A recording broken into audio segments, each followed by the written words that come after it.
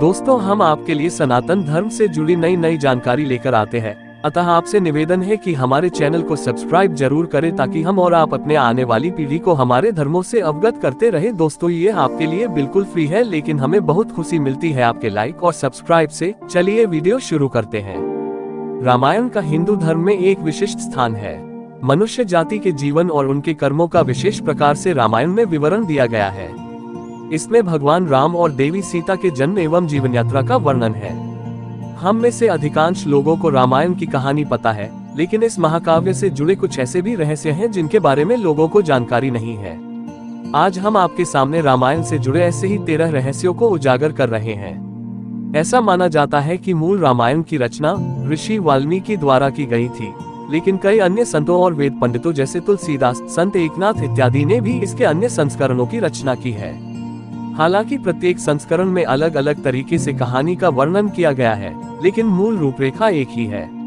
ऐसा माना जाता है कि रामायण की घटना 4वीं और 5वीं शताब्दी ईसा पूर्व की है।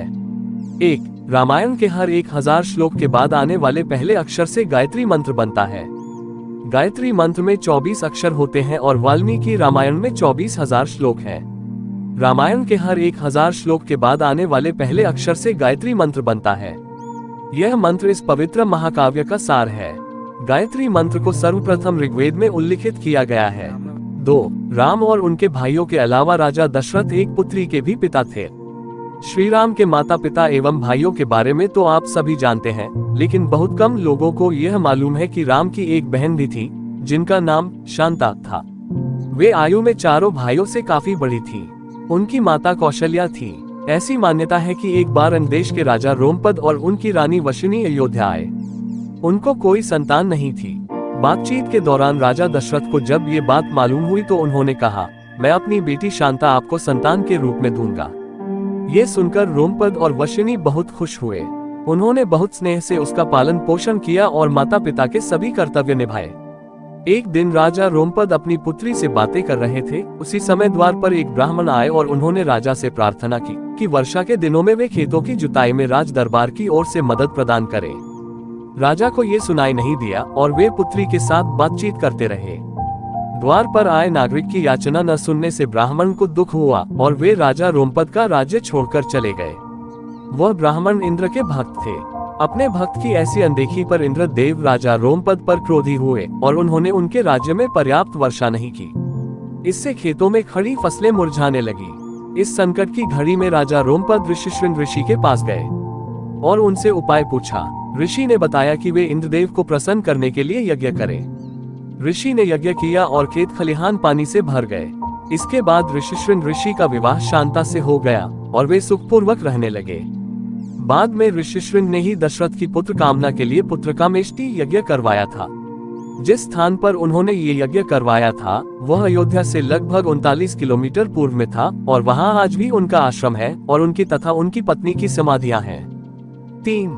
राम विष्णु के अवतार हैं, लेकिन उनके अन्य भाई किसके अवतार थे? राम को भगवान विष्णु का अवतार माना जाता है, लेकिन आपको पता है कि उनके अन्य भाई किसके अवतार थे?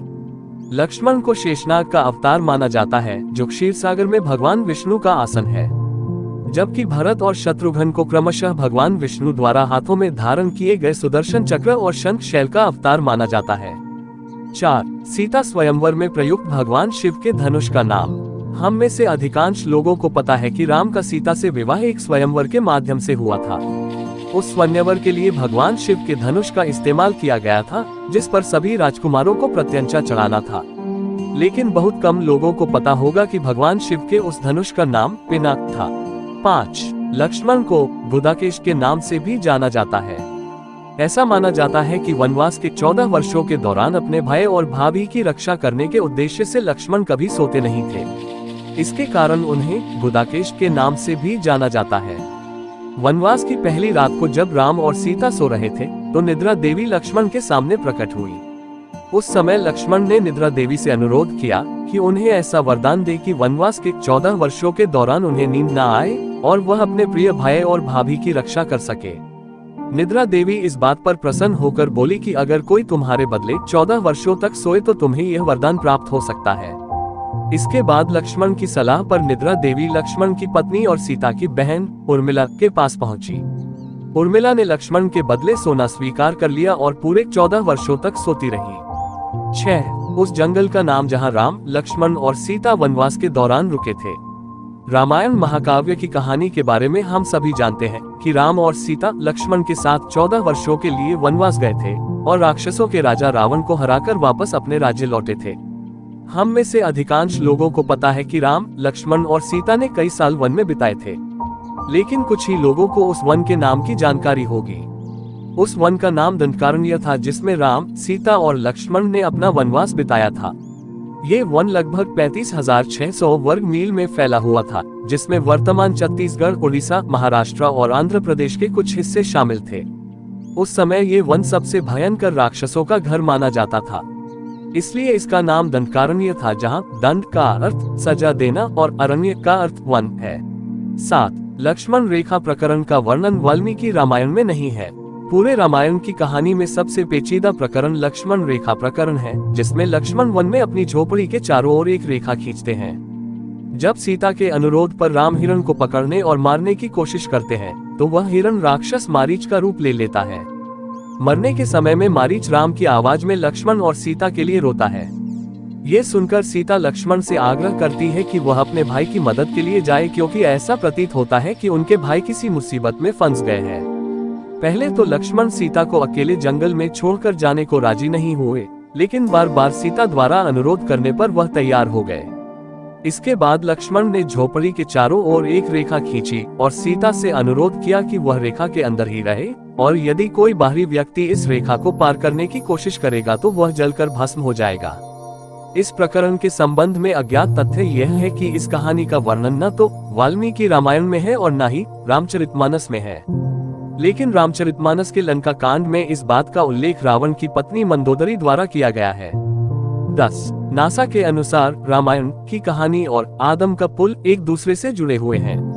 रामायण की कहानी के अंतिम चरण में वर्णित है कि राम और लक्ष्मण ने वानर सेना की मदद से लंका पर विजय प्राप्त करने के लिए एक पुल का निर्माण किया था। ऐसा माना जाता है कि यह कहानी लगभग 17,50,000 साल पहले की है। हाल ही में नासा ने पाक जलडमरू मध्य में श्रीलंका और भारत को जोड़ने वाले एक मानव निर्मित प्राचीन पुल की खोज की है, और शोधकर्ताओं और पुरातत्वविदों के अनुसार इस पुल के निर्माण की अवधि रामायण महाकाव्य में वर्णित पुल के निर्माण काल से मिलती है। नासा के उपग्रहों द्वारा खोजे गए इस पुल को आदम का पुल कहा जाता है और इसकी लंबाई लगभग 30 किलोमीटर है। 11. रावण को पता था कि वह राम के हाथों मारा जाएगा। रामायण की पूरी कहानी पढ़ने के बाद हमें पता चलता है कि रावण एक क्रूर और सबसे विकराल राक्षस था, जिससे सभी लोग घृणा करते थे। जब रावण के भाइयों ने सीता के अपहरण की वजह से राम के हमले के बारे में सुना तो अपने भाई को आत्मसमर्पण करने की सलाह दी थी। ये सुनकर रावण ने आत्मसमर्पण करने से इनकार कर दिया और राम के हाथों मरकर मोक्ष पाने की इच्छा प्रकट की। उसने कहा कि अगर राम और लक्ष्मण दो सामान्य इंसान हैं, तो सीता मेरे पास ही रहेगी, क्योंकि मैं आसानी से उन दोनों को परास्त कर दूंगा, और यदि वे देवता हैं तो मैं उन दोनों के हाथों मरकर मोक्ष प्राप्त करूंगा। 12. आखिर क्यों राम ने लक्ष्मण को मृत्युदंड दिया? रामायण में वर्णित है कि श्री राम ने न चाहते हुए भी जान से प्यारे अपने छोटे भाई लक्ष्मण को मृत्युदंड दिया था। आखिर क्यों भगवान राम ने लक्ष्मण को मृत्युदंड दिया था? ये घटना उस वक्त की है जब श्री राम लंका विजय के बाद अयोध्या लौट आए थे और अयोध्या के राजा बन गए थे। एक दिन यम देवता कोई महत्वपूर्ण चर्चा करने के लिए श्री राम के पास आते हैं। चर्चा प्रारंभ करने से पूर्व उन्होंने भगवान राम से कहा कि आप मुझे वचन दें कि जब तक मेरे और आपके बीच वार्तालाप होगी तब तक हमारे बीच कोई नहीं आएगा, और जो आएगा उसे आप मृत्युदंड देंगे। इसके बाद राम लक्ष्मण को ये कहते हुए द्वारपाल नियुक्त कर देते हैं कि जब तक उनकी और यम की बात हो रही है वो किसी को भी अंदर न आने दे, अन्यथा वह उसे मृत्युदंड दे देंगे। लक्ष्मण भाई की आज्ञा मानकर द्वारपाल बनकर खड़े हो जाते हैं। लक्ष्मण को द्वारपाल बने कुछ ही समय बीतने के बाद वहां पर ऋषि दुर्वासा का आगमन होता है। जब दुर्वासा ने लक्ष्मण से अपने आगमन के बारे में राम को जानकारी देने के लिए कहा तो लक्ष्मण ने विनम्रता के साथ मना कर दिया। इस पर दुर्वासा क्रोधित हो गए तथा उन्होंने संपूर्ण अयोध्या को श्राप देने की बात कही। लक्ष्मण ने शीघ्र ही यह निश्चय कर लिया कि उनको स्वयं का बलिदान देना होगा ताकि वो नगरवासियों को ऋषि के श्राप से बचा सके, और उन्होंने भीतर जाकर ऋषि दुर्वासा के आगमन की सूचना अपने भाई राम को दी। कहते हैं कि यह सब यमराज की चाल थी, भगवान राम और उनके भाइयों को धरती लोक से विदा करने की। अब श्री राम दुविधा में पड़ गए, क्योंकि उन्हें अपने वचन के अनुसार लक्ष्मण को मृत्युदंड देना था।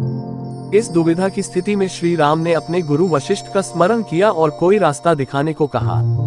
गुरुदेव ने कहा कि अपनी किसी प्रिय वस्तु का त्याग उसकी मृत्यु के समान ही है, अतः तुम अपने वचन का पालन करने के लिए लक्ष्मण का त्याग कर दो।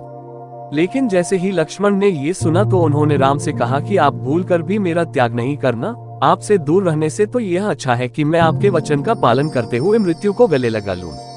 ऐसा कहकर लक्ष्मण ने जल समाधि ले ली। 13 राम ने सरयू नदी में डुबकी लगाकर पृथ्वीलोक का परित्याग किया था। ऐसा माना जाता है कि जब सीता ने पृथ्वी के अंदर समाहित होकर अपने शरीर का परित्याग कर दिया, तो उसके बाद राम ने सरयू नदी में जल समाधि लेकर पृथ्वीलोक का परित्याग किया था और अंत में सभी वैकुंठ धाम में मिल गए।